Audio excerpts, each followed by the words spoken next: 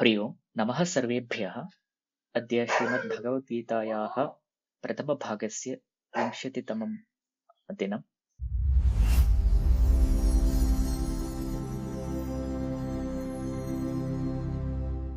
अत्र गतकक्ष्यायां वयं तत्र पूर्वपीठिकामेव वयं दृष्टवन्तः। अत्र उपदेशस्य साधनचतुष्टयं पूर्वं वयं दृष्टवन्तः। तत्र एतत् साधनचतुष्टयं तत्र आत्मज्ञानछात्रस्य अर्हता भवति इति वयं दृष्टवन्तः। तत्र विवेकः, वैराग्यं, षट्सम्पत्, मुमुक्षुत्वं च छात्रे भवेयुः इति तत्र आशयः। विवेकः प्राप्तव्यः। अत्र इदं नित्यम्, इदम् अनित्यम् इत्येतत् ज्ञानं तस्य छात्रस्य भवेत् इति। पुनः तत्र नित्यम् अनित्यम् इत्यस्य अपि लक्षणं वयं दृष्टवन्तः। यद् अनादि, यद् अनन्तं, यत् शाश्वतं तद् नित्यं, तद् विपरीतं तु अनित्यम् इति वयं दृष्टवन्तः। तथा वैराग्यं, ततः परम् अनित्येभ्यः वस्तुभ्यः वैराग्यं भवेत्। नित्यं प्रति अस्माकं मुमुक्षुत्वं भवेत्। तथा षट्सम्पत् अपि छात्रे भवेत्। अत्र षट्सम्पत् इत्यत्र शमः, दमः, उपरतिः, तितिक्षा, श्रद्धा, समाधानम् एवं षट्सम्पत् भवति। एतद् वयं दृष्टवन्तः। ततः परम् अग्रे स्थूलतया तत्र विषयः कः, अत्र सिद्धान्तः कः इति अस्माभिः दृष्टम्। अतः वयं सम्यक् अग्रे अवगन्तुं शक्नुमः इति कारणेन तत्र तथा कृतम्। एकवारं तस्य पुनरावलोकनं कुर्मः। अत्र जीवः इति यदि भवति, तत्र जीवे तत्र अवयवद्वयं भवति इति वयं दृष्टवन्तः। तत्र शरीरम् इति एकः अवयवः, तथा अन्यः अज्ञातः अवयवः अपि कश्चन भवति। अनयोः समाहारः एव जीवः इति वयं दृष्टवन्तः। तत्र अज्ञातः यः भागः कश्चन भवति, स एव भागः आत्मा इति ज्ञायते। अतः आत्मा प्लस् शरीरम् इत्येव जीवः, जीवस्य स्वरूपम् एवमेव वर्ण्यते। पुनः तत्र शरीरम् इति स्वीकुर्मश्चेत् तत्र शरीरत्रयं तत्र दर्श्यते शास्त्रे। तत्र स्थूलशरीरं, सूक्ष्मशरीरम्, अनन्तरं कारणशरीरम् इत्येवं।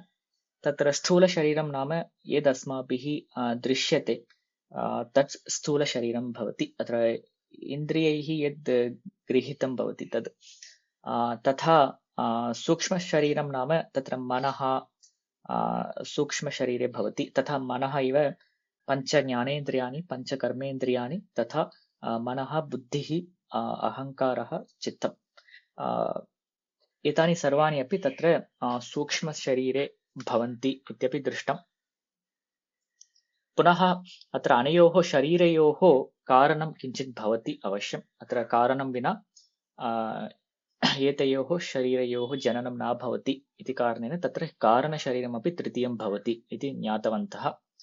यथा वृक्षः भवति, वृक्षस्य कारणं बीजं भवति। बीजं तु अस्माभिः न दृश्यते, परन्तु बीजम् अवश्यं भवति, बीजेनैव वृक्षः भवति।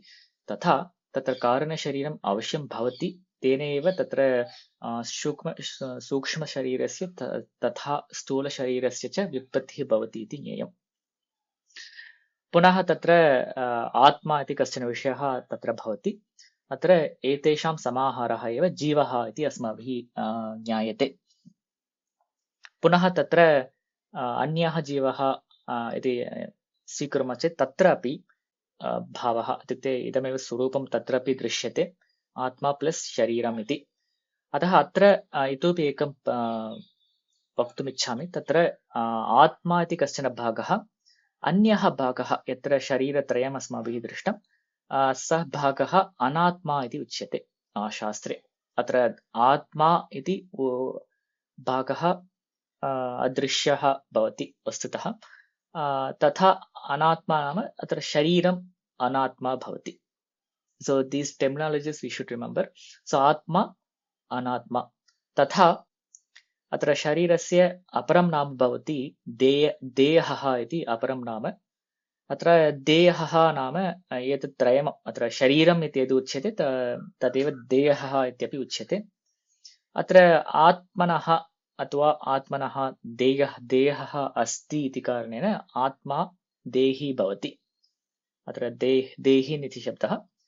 अतः आत्मा देही एतद् पर्यायशब्दो भवतः।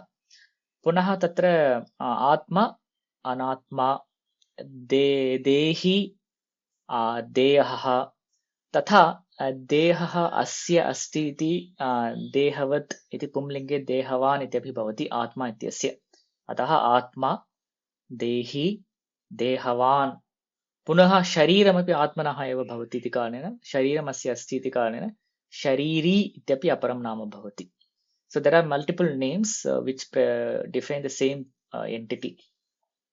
So Atma, Shariri, Dehi, Dehavan, and just opposite to all of them, like Atma, Anatma, Shariri, Shariram, Dehi, Dehaha, Dehavan, Dehaha.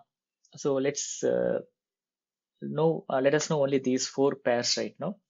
So अतः एतद् तत्र पर्याय शब्दाः भवन्ति इति ज्ञेयम्।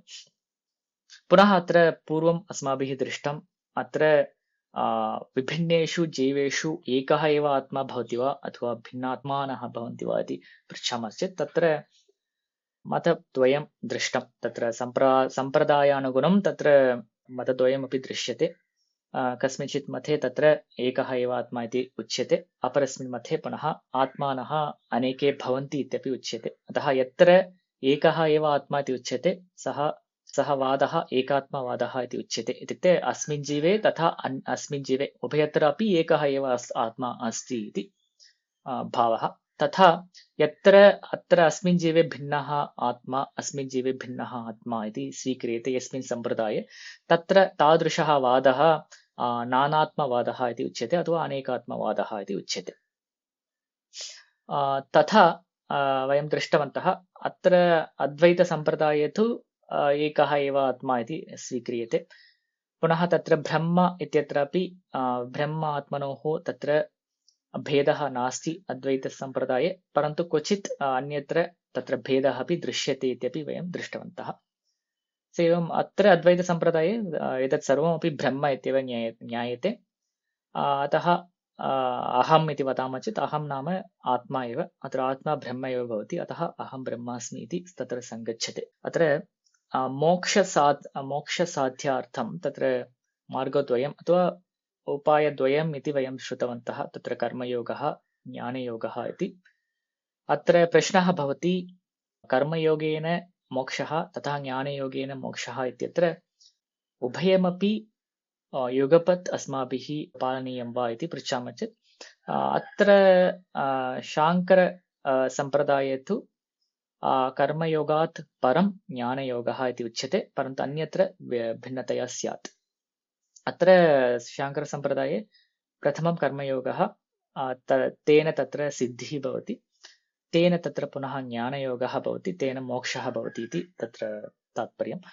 पुनः अत्र ज्ञानयोगे तत्र सोपानद्वयम् अस्माभिः दृष्टम्। एकं तु प्रथमम् उपदेशेन वयं ज्ञानं प्राप्नुमः, पुनः ज्ञानात् वयं मोक्षं प्राप्नुमः इत्ययं मार्गः तत्र दृश्यते। अत्र पुनः मुक्तिः अथवा मोक्षः इति वदामश्चेत् सम्प्रदायानुगुणं तत्र केषाञ्चित् सम्प्रदायानाम् अयं भावः भवति यत्र मोक्षः सर्वदा जीवनात् परं भवति, इत्युक्ते मृत्योः परं मोक्षः भवति तथा उच्यते। परन्तु केषुचित् सम्प्रदायेषु यदा वयं जीवनं कुर्मः तदानीमेव वयं मुक्ताः भवामः इति केचन वदन्ति। अत्र केषुचित् सम्प्रदायेषु भवति तथा। तत्र अद्वैतसम्प्रदाये तु जीवने एव मोक्षः तत्र साध्यः इति तत्र उच्यते। अतः तत्र जीवन्मुक्तिः तत्र स्वीक्रियते, परन्तु अन्येषु सम्प्रदायेषु जीवन्मुक्तिः न स्वीक्रियते। तथा तत्र भेदाः भवन्ति, अस्माभिः अवगन्तव्यं तत् सर्वम्। अस्तु, एतावत् पर्यन्तं वयं दृष्टवन्तः। तथा तत्र द्वितीय अध्यायस्य 10 श्लोकस्य शाङ्करभाष्यमपि वयं दृष्टवन्तः। तत्र सः वदति तत्र सर्वस्य शोकमोह एव संसारबीजं भवति। अत्र प्राणिनां स्वभावः अयं भवति, यत्र मोहः भवति तदानीं प्राणिः यः कोऽपि प्राणी भवतु, स प्राणी स्वधर्मं त्यक्तुमेव उत्साहते, स्वधर्मं त्यक्त्वा परधर्मम् आश्रयति। यदि स्वधर्मं पालयति तथापि तत्र अहङ्कारबुद्ध्या एव तत्र पालनं स्वधर्मं करोति इति वयं दृष्टवन्तः। तथैव अत्र अर्जुनः अपि तत्र मोहाविष्टः भवति। अतः अत्र अर्जुनः स्वधर्मं त्यक्तुम् इच्छति, परधर्मम् इत्युक्ते सन्न्यासधर्मम् आचरितुम् इच्छति सः। अतः तत्सर्वम् अत्र दृष्टम् अस्माभिः। अत्र 11 श्लोकतः तत्र वस्तुतः अर्जुनस्य उपदेशः आरभ्यते। 11 श्लोकः। श्रीभगवानुवाच अशोच्यानन्वशोचस्त्वं प्रज्ञावादांश्च भाषसे, गतासूनगतासूंश्च नानुशोचन्ति पण्डिताः। अस्तु, अत्र पदच्छेदः। अशोच्यान् अन्वशोचः त्वं प्रज्ञावादान् च भाषसे, गतासून् अगतासून् च न अनुशोचन्ति पण्डिताः। अत्र अन्वशोचः त्वं, तत्र विसर्गस्य सत्वम्, अन्वशोचस्त्वम् इति। पुनः त्वं प्रज्ञावादान् इत्यत्र अनुस्वारसन्धिः। पुनः प्रज्ञावादांश्च, तत्र अनुस्वारागमः भवति। ततः परं श्रुत्वसन्धिः। ततः परम् अगतासूंश्च, तत्रापि अनुस्वारागमः। पुनः नानुशोचन्ति इत्यत्र सवर्णदीर्घसन्धिः। अस्तु, तावानेव अत्र विषयः। अनन्तरं तत्र पदपरिचयम् इति पश्यामश्चेत् अत्र अशोच्यान् इत्यत्र शोच्यः न शोच्यः इति अशोच्यः, तान् इति अशोच्यान् इति भवति। अत्र शोच्यः नाम यस्मिन् शोकः न करणीयः सः अशोच्यः। इत्युक्ते यस्मिन् शोकः करणीयः सः शोच्यः। One who is worried about is शोच्यः। अशोच्यः नाम यस्मिन् शोकः न करणीयः सः अशोच्यः। One who is not to be worried about. And अन्वशोचः, तत्र अनु अशोचः। अत्र अशोचः तत्र पुनः भूतकाले अत्र अनु इति उपसर्गः भवति, पुनः अशोचः इति। अत्र अशोचः इत्येतत् शोचितवान् इत्यस्मिन् अर्थे अशोचः। भूतकाले शोकं कृतवान् इति अर्थः तत्र। ततः परं प्रज्ञावादान् इत्यत्र प्रज्ञावादः, अत्र प्रज्ञापूर्वकः वादः प्रज्ञावादः, तान् इति प्रज्ञावादान्। Statements with jnana, which is result of jnana or which is filled with jnana. So that is called prajnavadah. अत्र प्रज्ञावादः न प्रज्ञावादः। अत्र प्रज्ञावादः नाम ज्ञानवतां वादः इति अर्थः भवति। अत्र प्रज्ञावादः, अत्र प्रज्ञापूर्वकः वादः प्रज्ञावादः। सो तथा एव अर्थः अवगन्तव्यः। अनन्तरं गतासून्, अत्र गतासुः इति प्रथमाविभक्तिरूपम्। तत्र गतः असुः यस्य सः इति गतासुः, न गतासुः अगतासुः, तान् इति अगतासुन्। उभयत्रापि समानव्युत्पत्तिः, अत्र ञै समासः अन्यत्र। अत्र गतः असुः, असुः नाम प्राणः।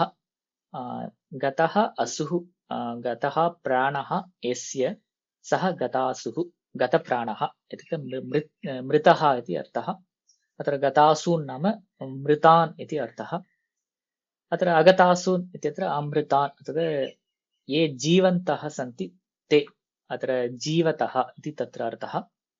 पुनः अनुशोचन्ति, शोकं कुर्वन्ति इति अर्थः। पुनः पण्डिताः इत्यस्य अर्थः पण्डा अस्य अस्ति इति पण्डितः ते इति बहुवचने पण्डिताः अत्र पण्डा नाम अत्र अस्मिन् शास्त्रे सामान्यतया पण्डा नाम ज्ञानम् इति उच्यते अत्र पण्डा इत्युक्ते आत्मविषया बुद्धिः इत्येव अत्र उच्यते आत्मविषया बुद्धिः यस्य सः पण्डितः इति उच्यते one who has बुद्धि of आत्मा अत्र आत्मज्ञानम् अस्य अस्ति इति पण्डितः न आत्मविषया बुद्धिः अस्ति अतः प्रथमम् आत्मज्ञानम् अस्ति तेन ज्ञानेन तस्य बुद्धिः एव आत्मविषया अभवत् इत्युक्ते he thinks himself as आत्मा and everything else as अनित्यं so he permanently thinks that way so यस्य आत्मनिष्ठत्वम् अस्ति सः पण्डितः इति तत्र अर्थः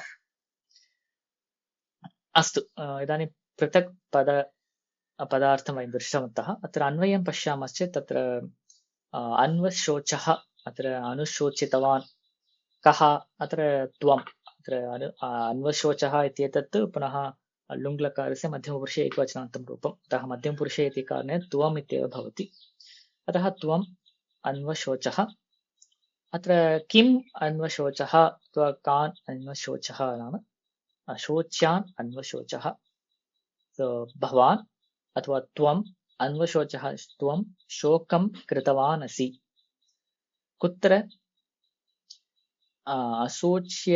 अशोच्यानां शोकं त्वं कृतवान् असि इत्युक्ते यत्र शोकः न करणीयः तत्र त्वं शोकं कृतवान् असि इति अर्थः so you are worried about someone or few people who are not to be worried about so तथा अर्थः अनन्तरम् अग्रे द्वितीयं वाक्यं भाषसे इति क्रियापदं स भाषसे वदसि इति अर्थः अत्र किं वदसि त्वं किं वदसि अत्र त्वम् इत्येव तत्रापि कर्तृपदं त्वं किं वदसि त्वं प्रज्ञावादान् च वदसि तदेव भाषसे so त्वं किं वदसि प्रज्ञावादान् वदसि अत्र ज्ञानपूर्वकान् वादान् अथवा वाक्यानि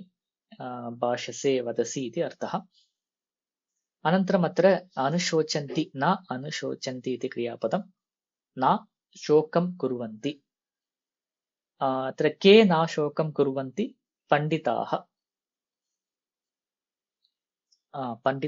शोकं न कुर्वन्ति अत्र पुनः कुत्र शोकं कुर्वन्ति अथवा कस्मिन् विषये शोकं न कुर्वन्ति इति तत्र पण्डिताः गतासून् अगतासून् च न अनुशोचन्ति पण्डिताः मृतेषु तथा अमृतेषु नाम जीवितेषु च शोकं न कुर्वन्ति पण्डिताः so they will not worry about people who are already dead or people who are living अयं तु सरलः अर्थः अस्य श्लोकस्य अत्र किञ्चित् तत्र विचारणीयं भवति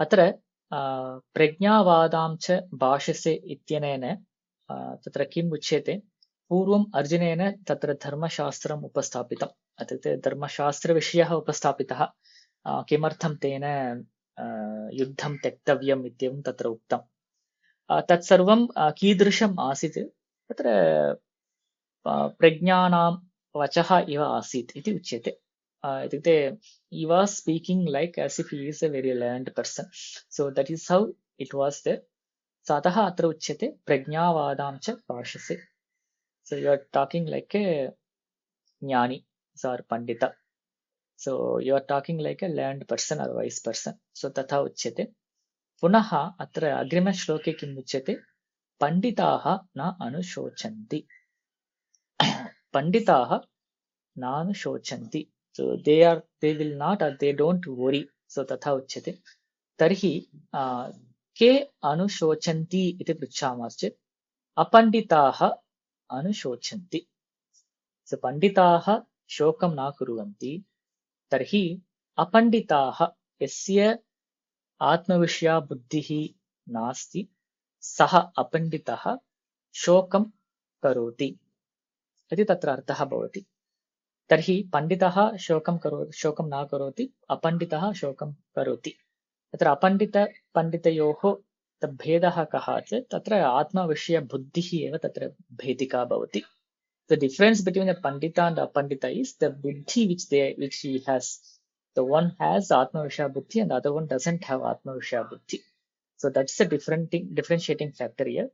So atmavishya buddhi nasti iti karanena apanditah shokam karoti iti tatra bhavah. Tarhi atmavishya buddhi nasti atmavishya buddhi katham bhavati kasyachit iti pritchamas. Yasya atmajnanam bhavati tasya atmavishya buddhi bhavati. ततः परं सः पण्डितः भवति। यदि सः पण्डितः भवति सः शोकं न करोति इति तत्र पूर्वान्वयः भवति। तर्हि आत्मज्ञानेन आत्मविषया बुद्धिः भवति। तर्हि अत्र वस्तुतः अर्जुनस्य स्थितिः का इति पृच्छामश्चेत् प्रथमं सः ज्ञानिवत् सः प्रज्ञावादान् भाषसे, अतः ज्ञानी नाम पण्डितः इव भाषसे। परन्तु वस्तुतः पण्डितः किं कुर्वन्ति, पण्डितः शोकं न कुर्वन्ति। अत्र अर्जुनः शोकं करोति।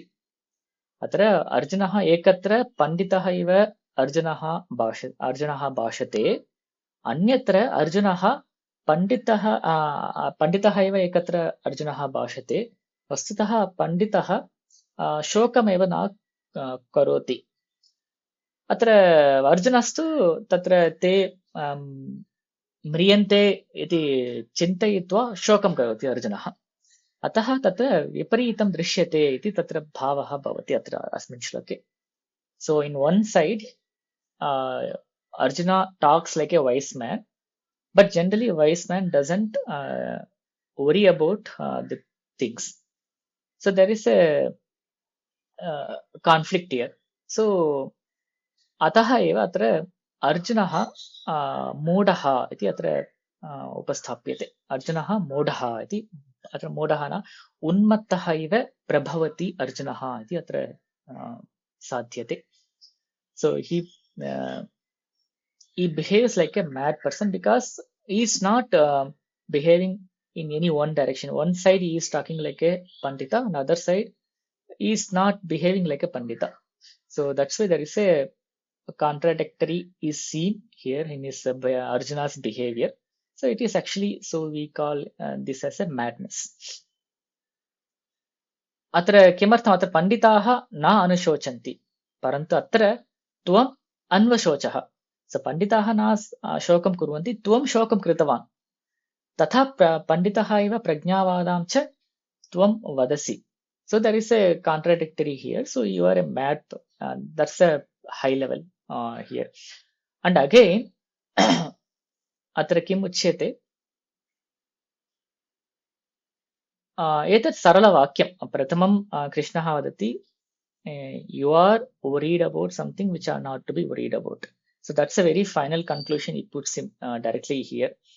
And he tries to justify with the last sentence saying that Panditas, they do not worry about the dead people are living, dead ones are living ones. अत्र पुनः अत्र पश्यामः चेत् पुनः पण्डिताः गतासु न गतासु च न अनुशोचन्ति इत्यत्र शोकं न कुर्वन्ति पण्डिताः। कुत्र? गतेषु अगतेषु च ते शोकं न कुर्वन्ति। अत्र गतेषु अथवा मृतेषु जीवितेषु इति वदामः चेत् तत्र कः अर्थः इति चेत् वस्तुतः अनित्यवस्तुषु इति तत्र भावः। So in the anitya vastu, they don't worry about anitya things happening around them. So that means they samaha bhavanti. So they stay neutral in those situations which are happening around them. They are anityam. So tatha atra avagantavyaha artha. अतः गतेषु च अगतेषु च शोकं न कुर्वन्ति पण्डिताः। किमर्थं ते शोकं न कुर्वन्ति? यतः तेषु आत्मविषया बुद्धिः भवति। किमर्थम् आत्मविषया बुद्धिः भवति? आत्मज्ञानम् अस्ति इति कारणेन। पुनः आत्मज्ञानम् इति कस्यचित् भवति तस्य अपि शोकः न भवति इति अत्र भावः। वस्तुतः पश्यामः चेत् अस्मिन्नेव श्लोके सम्पूर्ण सारः अत्रैव दृश्यते। So this is the upakrama shloka of the Bhagavad Gita, and the author tries to put the entire sara of Bhagavad Gita into the same one. So it says that you gain the Atma Jnana, so you will not get shoka on any of these anitya vastu. So that's the Tatparyam tries to derive here. And yeah, अत्र अशोच्यान् इत्यत्र किम् उच्यते? अत्र भीष्मद्रोणादयः अशोच्याः. So they are not to be worried about. So तथा उच्यते. एकवारं शाङ्करभाष्यं किञ्चित् वेगेन पठामः. तत्र अशोच्यान् इत्यादि अतः किमुच्यते? न शोच्याः अशोच्याः विवरणं. पुनः भीष्मद्रोणादयः अशोच्याः. किमर्थम् अशोच्याः? ते सत्कृतत्वात्, because of their good conduct and परमार्थस्वरूपेण च नित्यत्वात्.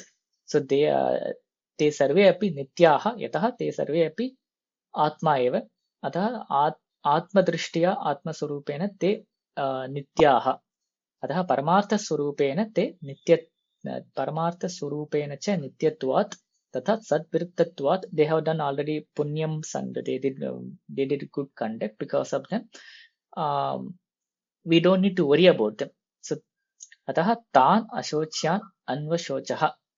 So you are actually worried about such people. अनुशोचितवान् असि इति अर्थः अन्वशोचः इत्यस्य. अत्र किम् इति अनुशोचितवान्, what he thinks and why he is worried about? ते म्रियन्ते मन्निमित्तम् अहं तैर्विना भूतः किं करिष्यामि राज्यसुखादिना इति अहं त्वम् अनुशोचितवान् असि. So you are worried about them, thinking that they will die, they are dying because of me. And what will I do with all Rajyam and Sukham without having them? So without them, what will I do with Rajyam and Sukham? And for my sake or for my reason, they are dying. So एतत् चिन्तयित्वा भवान् शोकम् अनुभवति इति तत्र उच्यते. त्वं प्रज्ञावादान् इत्युक्ते प्रज्ञावतां बुद्धिमतां वादांश्च वचनानि च भाषसे. Simpler one. And tadetat maudhyam pandityam cha viruddham atmani darshesi unmatta iva ityabhiprayah. So etat maudhyam, this is what he defines it as maudhyam. Atra etat maudhyam pandityam cha viruddham. So these two are opposite to each other. Maudhyam, the mudatvam, and pandityam, panditatvam cha viruddham bhavati, ubayoho parasparam viruddham bhavati. तद् विरुद्ध स्वभावः आत्मनि दर्शयसि. So you are showing both contradictory things on in yourself. Unmattah iva ityukte modah, as a mad person, you are actually showcasing these two qualities. One is maudhyam and pandityam. Both you are actually showing with you like a unmatta iti abhiprayah. So अभिप्रायः कस्य अभिप्रायः? श्लोकस्य अभिप्रायः. पुनः यस्मात् किमर्थम् इति चेत् गतासून् गतप्राणान् मृतान् अगतासून् अगतप्राणान् जीवितः न अनुशोचन्ति पंडिताः आत्मज्ञाः.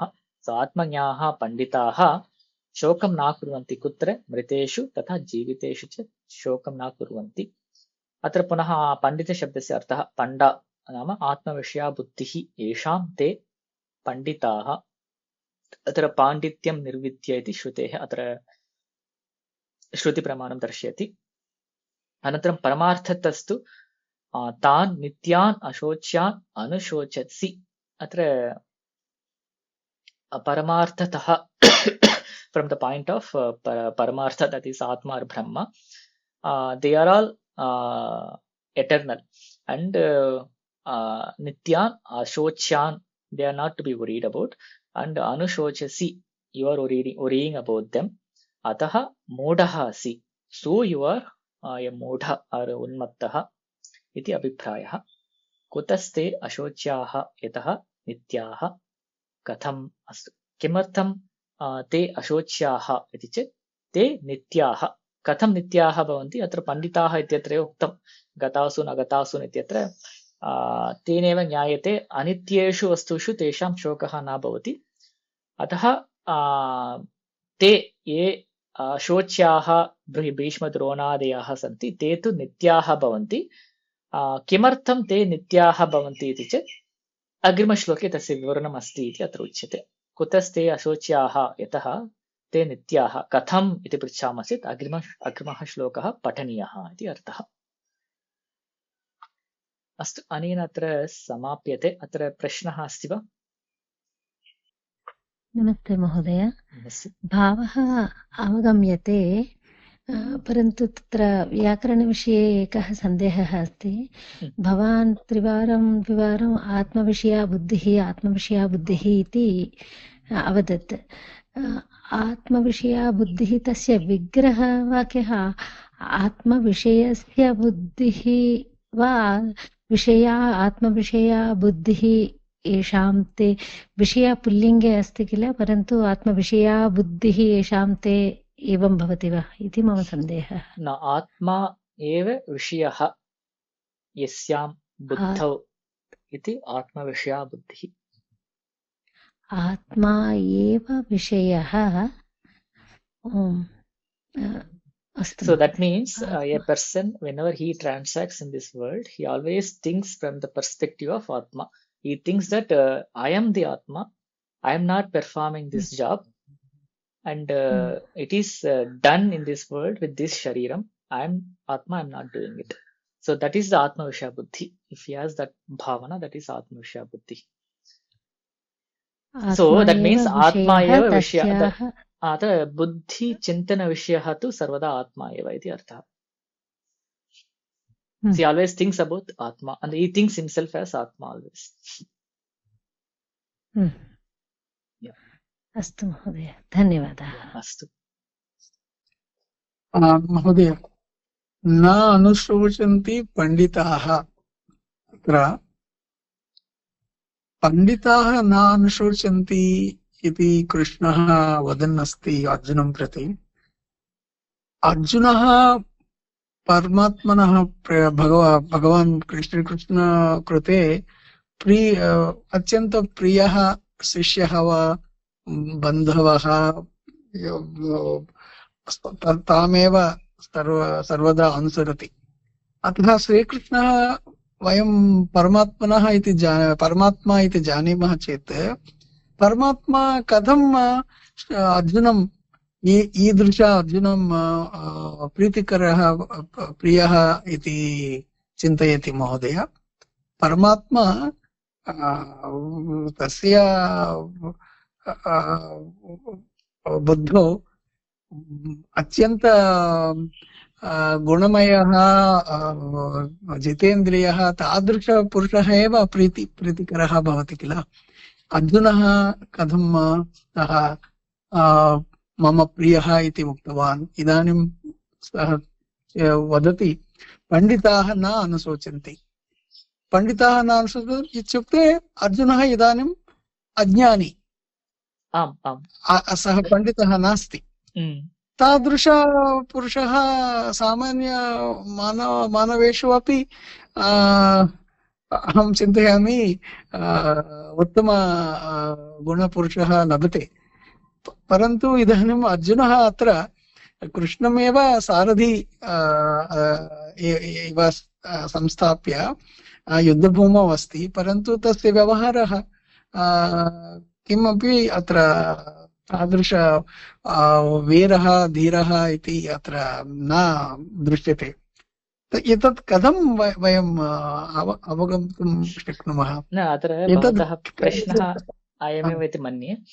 So he was saying he is not Pandita, then how he thinks Krishna as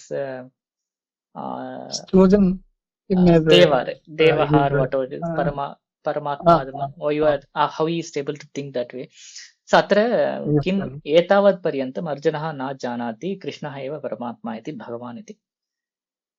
अत्र एतावत् पर्यन्तं सः कृष्णः मित्रम् इत्येव सः चिन्तयति. वस्तुतः चतुर्थ-अध्याये एव कृष्णः परमात्मा इति सः ज्ञास्यति अग्रे.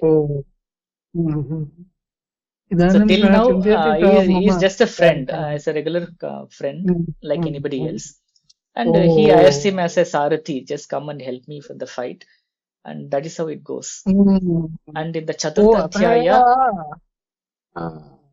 आगामी अध्याये सः प्रार्थयति किल क्षमा भिक्षां अपि प्राप्नोति. Yeah, he will ask that. अहं सखा अस्तु महोदय. So till now he is still a friend. Maybe he is not a friend. He has little elevated now.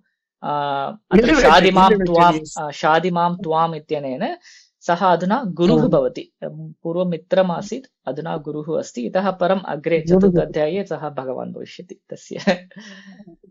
अस्तु महोदय, धन्यवादः. अस्तु.